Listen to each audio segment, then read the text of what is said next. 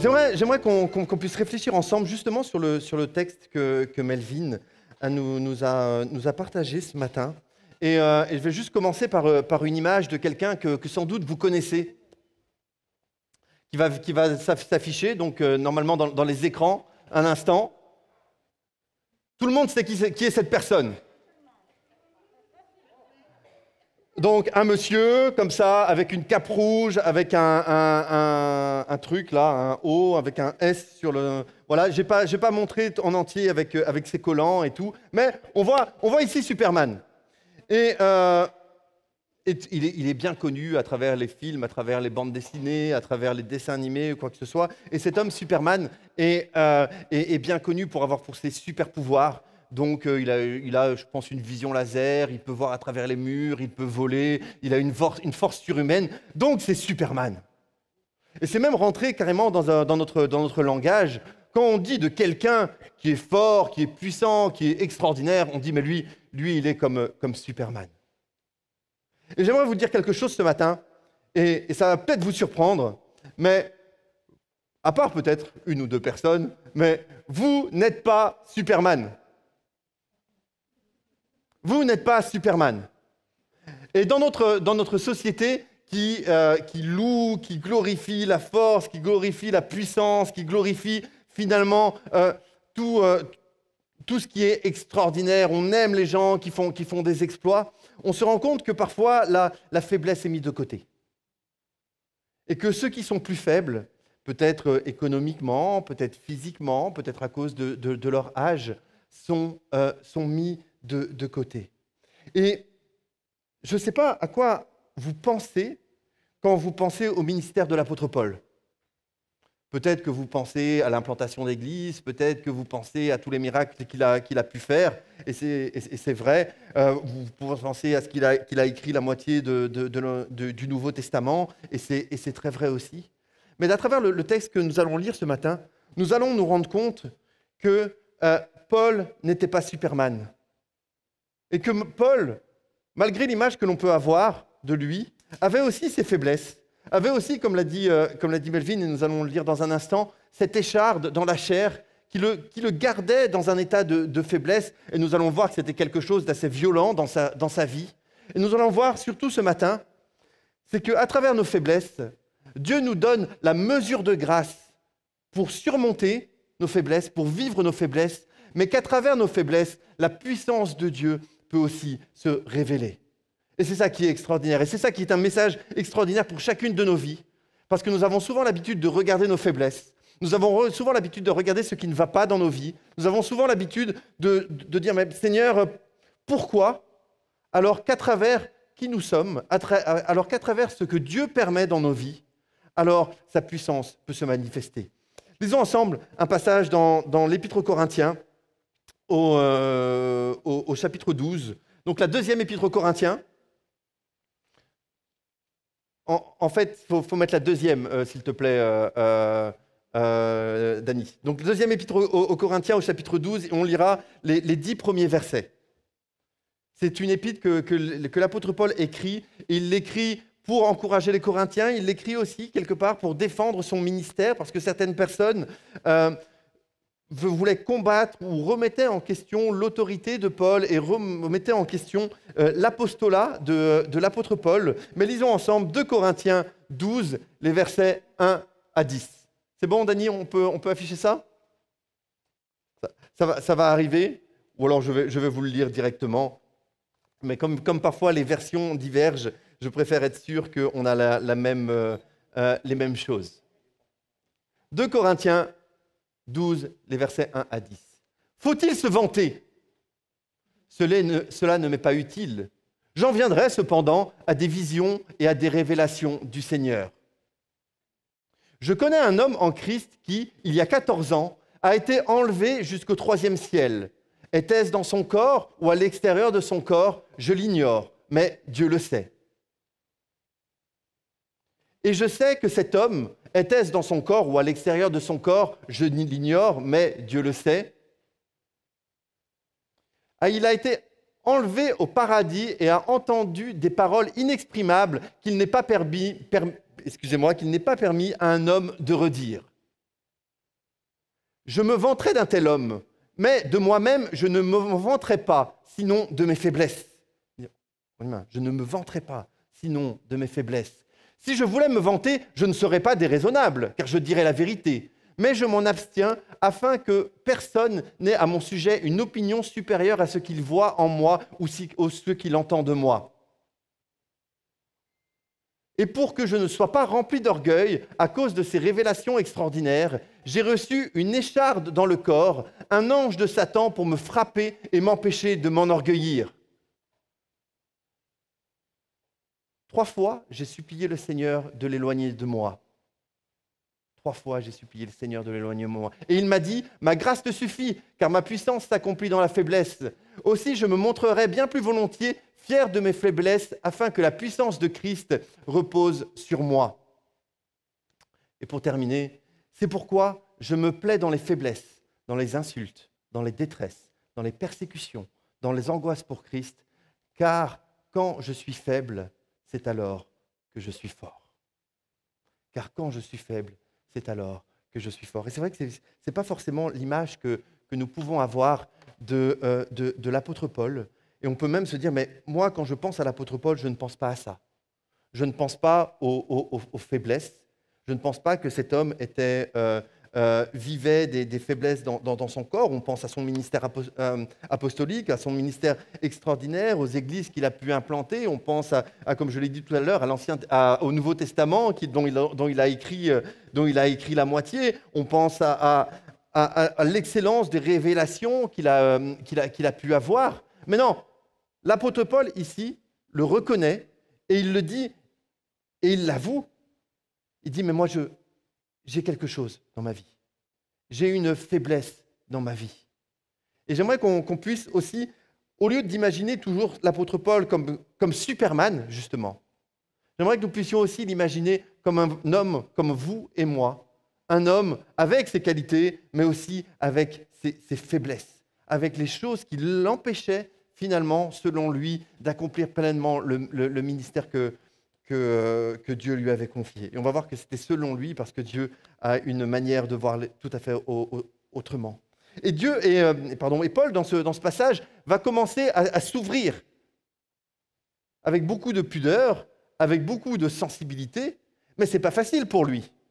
Il s'ouvre alors qu'il écrit à des personnes en tout cas à une église où il y a des personnes qui ne sont pas forcément d'accord avec son ministère, où il y a des personnes qui remettent en cause son apostolat, et il écrit cela, il dit, mais voilà, moi j'ai une écharpe dans la chair, moi j'ai ce problème qui me conduit à être faible, j'ai ce problème qui me conduit à ne pas, finalement, à ne pas pouvoir donner pleinement ce que j'aimerais donner. Et il va écrire cela avec beaucoup de pudeur. Il n'y a pas beaucoup d'autres endroits où on voit cela, où l'apôtre Paul en parle. Et c'est délicat aussi, parce que sans doute que dans l'Église, parmi ses détracteurs, certains disaient, mais Paul, regarde, tu guéris plein de gens, mais toi, Dieu te laisse dans cet état. Paul, mais tu as un grand ministère, mais franchement, pour que Dieu ne te guérisse pas, tu dois avoir un problème dans ta vie. Et c'est sans doute qu'il entendait cela. Sans doute qu'il avait aussi des personnes qui venaient vers lui et qui commençaient à le prendre en pitié, ce qui, à mon avis, ne devait pas trop lui plaire, et lui dire, mais oh Paul, mon pauvre, regarde ce que tu es, regarde ta situation, regarde ta vie, regarde ta maladie. Et finalement, Paul va quand même s'ouvrir. Il va quand même être vrai avec les Corinthiens. Et c'est peut-être l'une des premières choses que j'aimerais souligner avec vous ce matin. C'est ce besoin d'être vrai. Ce besoin de ne pas porter de masque. Alors bien sûr, on aurait presque l'impression de dire, mais quand je viens à l'église, je dois mettre ma cape de Superman. Quand je viens à l'église, je devrais mettre ma cape de tout va bien. Tout va toujours bien. Et que moi, finalement, je suis un parfait petit chrétien. Je suis un parfait disciple et que tout va toujours bien. Excusez-moi, mais ce n'est pas le cas parce que nous ne sommes pas Superman. Il y a des choses dans nos vies qui peuvent être là. Je ne dis pas que c'est toujours le cas, je ne dis pas que c'est la même chose que pour l'apôtre Paul, mais j'aimerais vous encourager à être vrai aussi, à être vrai pour venir devant le Seigneur, parce que vous pouvez peut-être paraître comme avec votre cape de Superman devant tous les autres, mais devant Dieu, ça ne fonctionne pas, parce que Dieu connaît votre cœur, et Dieu connaît votre situation, et Dieu sait ce que vous êtes en train de vivre. Et j'aimerais aussi vous enlever cette pression ce matin. Cette pression, ou alors, où partout dans la société, on nous demande d'être Superman. D'être Superman au boulot, parce que si tu n'es pas le meilleur au boulot, bah, tu risques de te faire virer. Et plusieurs, peut-être, aujourd'hui, peuvent sentir ça. Être Superman à la maison, où on demande à certaines personnes, et particulièrement peut-être à certaines mères de famille, d'être parfaites à la maison, d'être parfaites à leur travail, d'être parfaites dans leurs loisirs, d'être parfaites partout, alors que elles sentent bien qu'elles ne sont pas tout à fait capables de le faire. Et j'aimerais aussi vous rappeler que l'Église, c'est aussi l'endroit où être vrai. L'endroit où dire, mais moi moi je reconnais que j'ai des faiblesses. Alors bien sûr, il n'est pas question ce matin de dire et de le parler à tout le monde ou quoi que ce soit, mais je crois vraiment que l'Église, c'est un lieu où on devrait avoir des personnes de confiance, des personnes auxquelles vous pouvez vous ouvrir, des personnes auxquelles vous pouvez partager. Moi, par exemple, je le dis souvent, je ne sais pas si je vous l'ai déjà dit à vous, mais je trouve que l'amitié entre Melvin et Nathan, je trouve ça chouette. Parce que vous êtes des potes, mais vous n'êtes pas... Ouais, arrête. Il est en train de me faire non. Non, parce que c'est plus que ça. Parce qu'ils partagent plus qu'un durum ou qu'un tacos. Et ils partagent des choses plus importantes. Ce sont des frères en Christ. Et j'aimerais vous encourager aussi à trouver dans l'Église et à vivre dans l'Église le fait d'être vrai et d'avoir des frères et sœurs en Christ auxquels vous pouvez aussi partager quand ça va bien, mais aussi partager toutes vos faiblesses. Tu peux me remettre le PowerPoint, Denis, s'il te plaît. Et donc, on a longtemps débattu, on a longtemps réfléchi, on est un petit peu plus loin que ça, sur qu'est-ce qu'était finalement l'écharde dans la chair pour l'apôtre Paul. Alors, je n'ai pas de réponse pour vous ce matin, j'ai lu pas mal de commentaires, il y avait des choses intéressantes, il y avait des choses un petit peu moins intéressantes.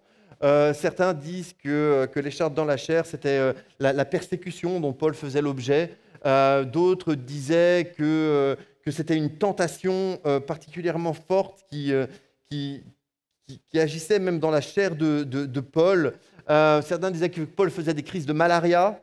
Voilà, bon, on ne sait pas trop. D'autres disaient encore, et je trouve ça quand même un petit peu plus cohérent, que Paul avait des problèmes à s'exprimer dans son éloquence, ou que Paul avait des problèmes de vision. On sait qu'à la fin de son ministère, l'apôtre Paul avait du mal à écrire, et certains pensent qu'il avait une maladie des yeux qui l'empêchait de se déplacer comme il voulait et qui l'empêchait d'écrire. Mais finalement, personne ne le sait, et je crois que ce n'est pas très important de le savoir. Tout ce qu'il nous est dit, c'est qu'il est parlé ici d'un ange de Satan pour le frapper. Et donc, c'est quelque chose d'extérieur à Paul. C'est quelque chose dont Paul n'a pas le contrôle. C'est quelque chose dont Paul ne peut pas agir dessus. C'est un ange de Satan. Un ange de Satan pour le frapper. Et donc, Dieu permet à cet ange de Satan de pouvoir frapper Paul. On ne sait pas exactement ce que c'est. Et je crois que c'est important de ne pas savoir ce que c'est. Parce que chacun d'entre nous, nous pouvons aussi se mettre à sa place. Ce n'est pas simplement, s'il avait dit, ben voilà, c'est mon problème par rapport à mes yeux ou quoi que ce soit, ça aurait été peut-être plus limitatif. Mais ici, nous avons simplement cette expression écharde dans la chair que nous allons voir dans un instant ce que ça signifie. Et nous pouvons finalement tous nous mettre à la place de l'apôtre Paul. On savait que c'était quelque chose qui, selon lui, qui, selon Paul, l'empêchait d'accomplir pleinement le ministère que Dieu avait pour lui. En tout cas, l'idée du ministère qu'il se faisait. On va voir que Dieu avait quand même une idée différente par rapport à ça. Ce qui est intéressant, c'est que Paul directement nous dit pourquoi cette écharde est là. Et quand on lit ce verset, par 2 fois, il va le dire. Et pour que je ne sois pas rempli d'orgueil à cause des révélations extraordinaires, j'ai reçu une écharpe dans le corps, un ange de Satan pour me frapper et m'empêcher de m'enorgueillir.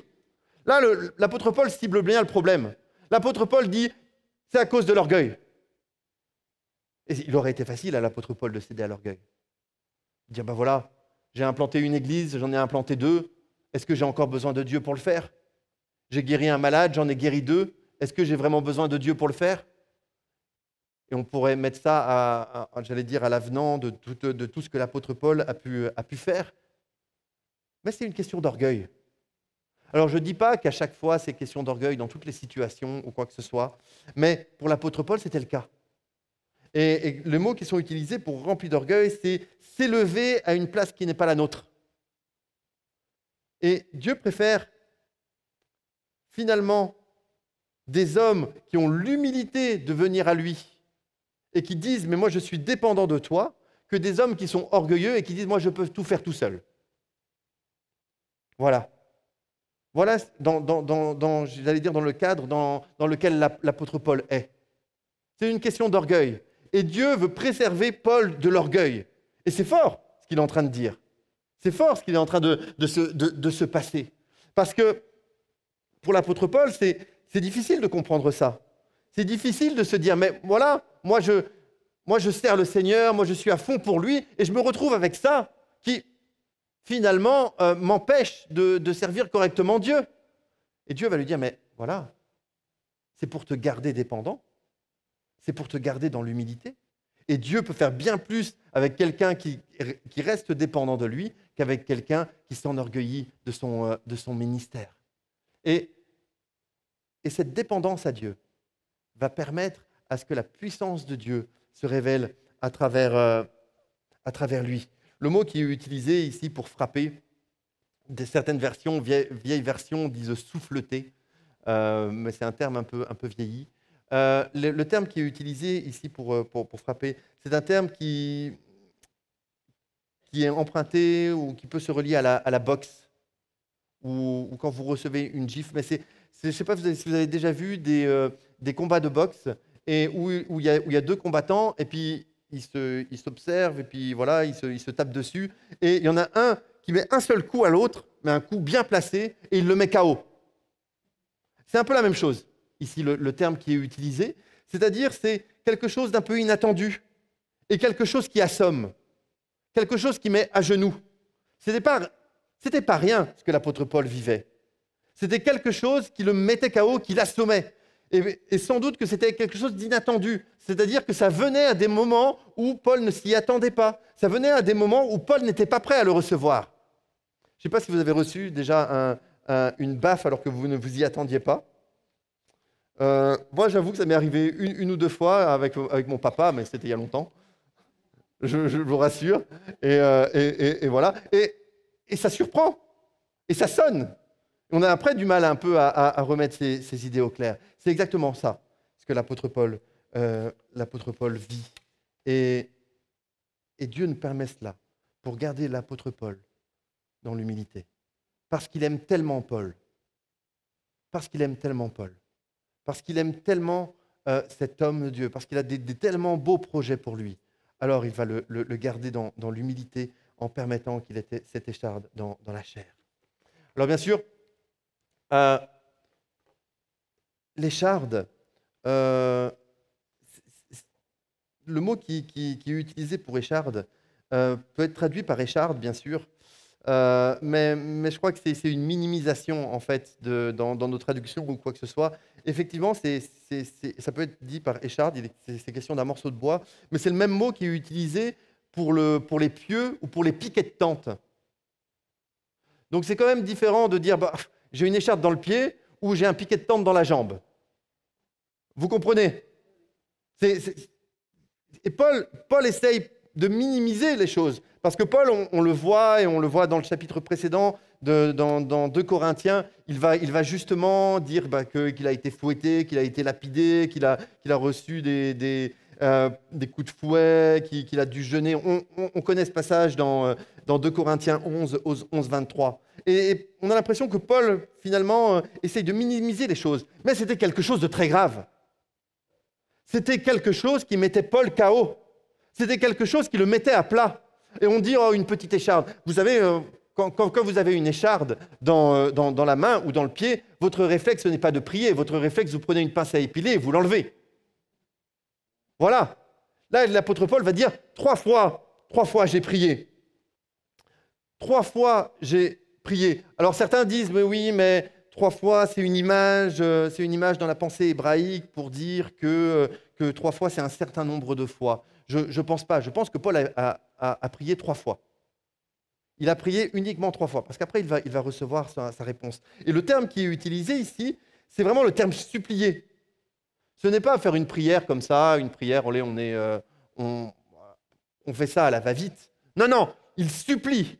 C'est rentrer dans une intercession, demander presque avec... Il y a une notion de pitié, c'est vraiment une demande insistante que Paul va faire. Parce que la faiblesse qu'il a, c'est vraiment une fragilité, c'est un manque de force, c'est une infirmité aussi dans les mots qui sont utilisés en grec. Et il est à plat, il est KO, l'apôtre Paul. Alors peut-être que ça change l'idée que vous avez de Paul qui est un Superman, mais on a Paul qui est KO, Paul qui est dans la faiblesse, Paul qui a du mal à s'en sortir, Paul qui est à bout. Et qu'est-ce qu'il va dire aux Galates? Ouais, il est totalement à bout aux Galates, au chapitre 4, il va dire « La vue de mon corps malade était éprouvante pour vous, et pourtant vous ne m'avez pas méprisé ou repoussé. Au contraire, vous m'avez accueilli comme un ange de Dieu ou même comme Jésus-Christ. » Et les mots qui sont utilisés, c'est « Vous n'avez pas éprouvé pour moi ni mépris ni dégoût. » C'est quelque chose qui était visible. C'est quelque chose où Paul était à genoux. Il n'en pouvait plus. Il était à bout. Il était vraiment à la limite de ce qu'il pouvait supporter. C'était pas rien, cette écharde dans la chair. C'était pas rien, cette écharde que Paul avait. Il était quasi KO debout. Et peut-être que toi aussi ce matin, tu es à bout. Tu es à bout à cause d'une faiblesse dans ton corps qui est là et que tu ne sais, voilà, tu demandes à Dieu et ça reste là. Peut-être que tu es quasiment KO à cause d'une situation, une situation dans ta famille, à cause de situations dans ton travail, des choses que tu n'en peux plus. Tu n'en peux plus. L'apôtre Paul va prier. Et c'est vraiment, je peux vous le dire, un des passages de la Bible que j'ai, même aujourd'hui, alors que je suis en train de prêcher dessus, qui m'interpelle le plus. Parce que Paul va prier et Dieu va lui dire non. Dieu va lui dire non. Alors j'imagine bien l'apôtre Paul, vous savez, il se dit, ben moi je sers le Seigneur, je ne peux pas rester comme ça, donc je vais prier une fois. Il dit, mais Seigneur, guéris-moi. Seigneur, guéris-moi. Et pas de réponse. Alors il se dit, ben, je vais prier encore une deuxième fois, mais il est confiant, Paul. Et il dit, en tout cas j'imagine, Seigneur, guéris-moi. Et pas de réponse. Et puis la troisième fois, Paul prie et on a vu qu'il supplie le Seigneur. Ce n'est pas simplement guéris-moi, comme je viens de le dire, c'est vraiment une prière, je pense, vraiment insistante. Et il reçoit cette parole, ma grâce te suffit, car ma puissance s'accomplit dans la faiblesse. Je ne pense pas que c'était la réponse que Paul attendait. Je ne pense pas que c'était la réponse que Paul attendait. Paul aurait aimé dire, oh, voilà, je vais te guérir maintenant, et hop, tout va bien, c'est reparti. Mais là, ici, ma grâce te suffit, car ma puissance s'accomplit dans la faiblesse. Et parfois, nous venons vers Dieu, et nous prions, et nos motivations sont bonnes, et nous avons de bonnes raisons. Mais parfois, Dieu nous dit non. Alors, je ne suis pas en train de dire quand Dieu ne répond pas tout de suite, ou nous sommes appelés à continuer à prier, ou quand Dieu nous dit attends, et nous sommes appelés à continuer à prier. Mais des fois, Dieu nous dit non. Et c'est peut-être pas très à la mode de dire ça. Mais dans votre vie de disciple, dans votre vie avec Dieu, Dieu va vous dire non. Et on aime dire oui, ben voilà, je suis malade, Dieu va me guérir ou quoi que ce soit. Et Dieu est tout à fait capable de le faire. Je ne suis pas en train de minimiser les possibilités de Dieu ou l'action de Dieu. Ce que je suis en train de vous dire ce matin, c'est que dans notre vie avec le Seigneur, on ne peut pas dire d'un côté toute chose concourt au bien de ceux qui aiment Dieu et ne pas accepter que parfois ils nous disent non. Et c'est dur. Moi, vous savez, j'ai 3 enfants. Quand je leur dis non, j'ai toutes sortes de réactions. Soit j'en ai un qui va aller bouder, il y en a un qui va crier à l'injustice, il y en a un qui va pleurer. Voilà, vous pouvez bien imaginer. Vous pouvez bien imaginer. Mais parfois, Dieu nous dit non. Et j'aimerais vraiment vous dire quelque chose ce matin. Et c'est quelque chose que je crois profondément. C'est qu'il faut arrêter de voir les noms de Dieu, quand Dieu nous dit non, uniquement comme des portes fermées. Je crois profondément que quand Dieu nous dit non, à côté de la porte fermée, il y a une porte ouverte pour quelque chose de meilleur. Il y a quelque chose de meilleur. Et le problème, c'est que parfois, nous n'acceptons pas le nom de Dieu et nous essayons de défoncer des portes fermées et nous continuons encore, alors que Dieu a fermé la porte, que Dieu nous a répondu. Là, je parle bien de quand Dieu nous a répondu clairement. Alors qu'à côté, il y a une porte ouverte qui est pour quelque chose de meilleur. Il y a eu une porte ouverte pour quelque chose de meilleur pour l'apôtre Paul. Alors Dieu va lui dire, ma grâce te suffit. Et c'est aller encore plus loin. J'ai encore quelques instants pour vous parler de ça, pour aller encore plus loin dans la pensée de Dieu. Dieu va dire à Paul, ma grâce te suffit, ma puissance s'accomplit dans la faiblesse. Donc Paul est devant ce nom de Dieu. Et on a parfois l'impression que quand Dieu nous dit non, c'est qu'il arrête de nous aimer, c'est qu'il ne veut pas nous bénir, c'est que Dieu est fâché contre nous ou quoi que ce soit. Moi, j'aimerais qu'on comprenne que quand Dieu nous dit non, c'est qu'il a quelque chose de meilleur pour nous. Et que Paul, peut-être, ne le comprenait pas au départ, mais nous avons lu un passage il y a quelques instants sur les Galates qui avaient accueilli l'apôtre Paul. Mais disons simplement le verset avant de ce que je vous ai lu. Et Paul va dire aux Galates, « Vous ne m'avez fait aucun tort. Vous savez que ce fut à cause d'une infirmité de la chair que je vous ai pour la première fois annoncé l'Évangile. » Waouh! C'est à cause d'une infirmité de la chair que je vous ai une première fois annoncé l'Évangile.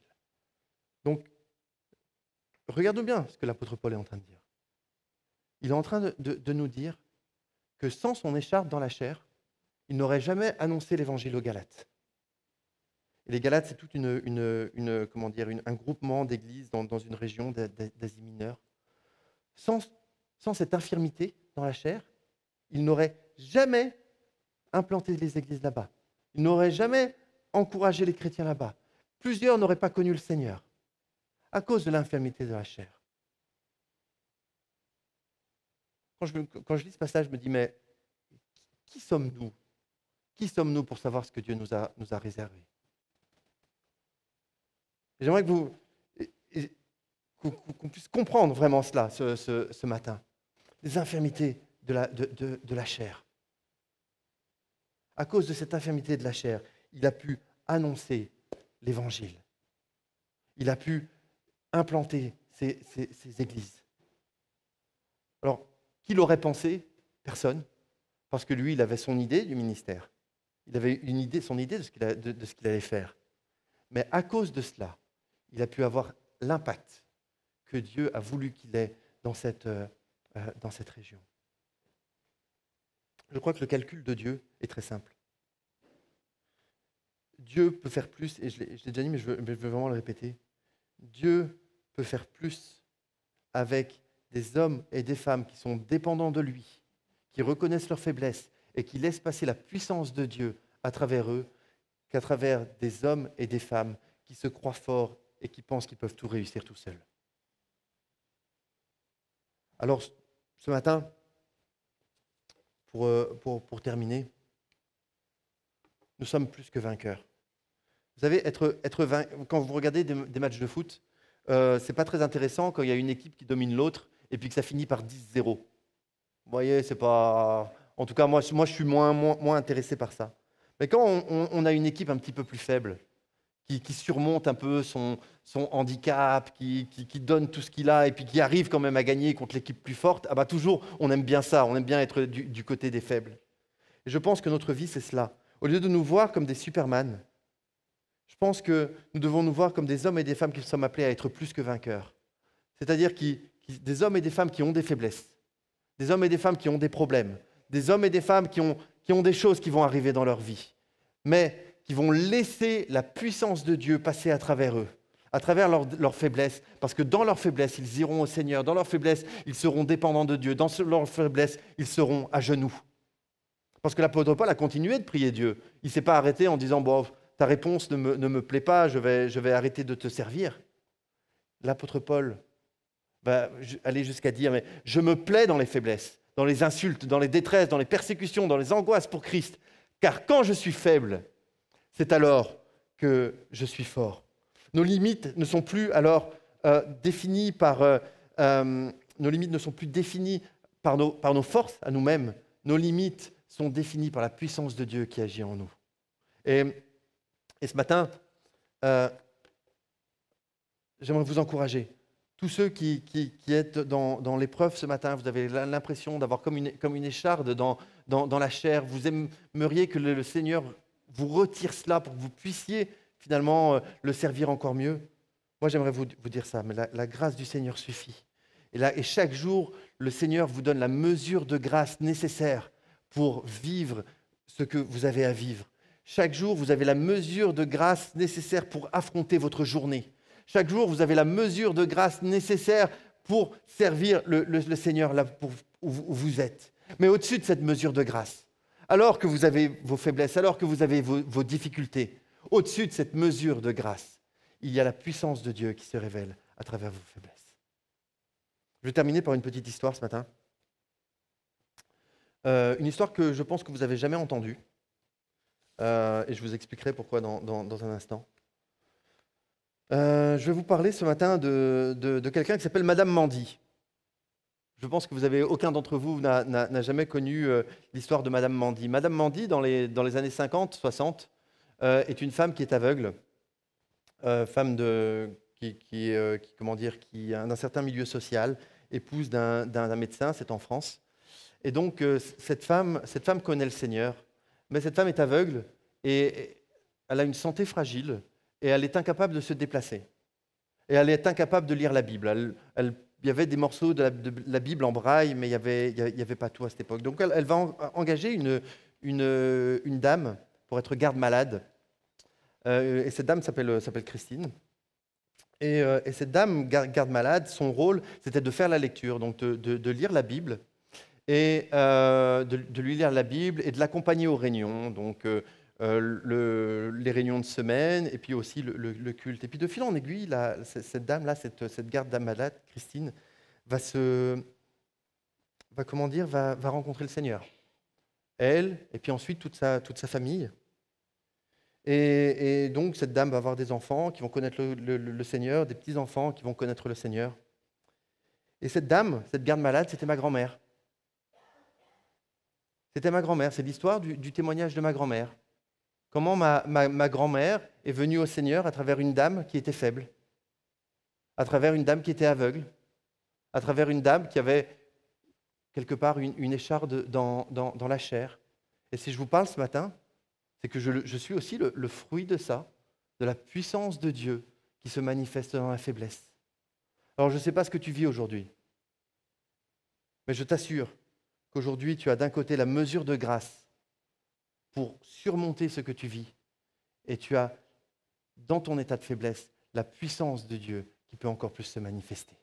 Prions ensemble ce matin.